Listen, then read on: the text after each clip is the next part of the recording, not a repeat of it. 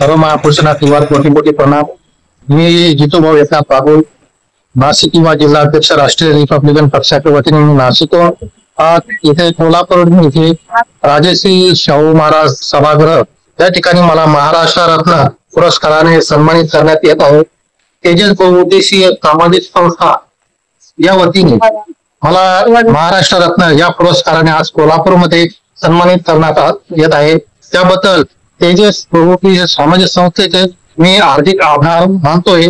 कारण की हा पुरस्कार देणं याचा अर्थ की एक फार मोठी पाठबळ आहे. कारण की हा पुरस्कार आम्हाला आमच्या कार्याची एक पावती असते.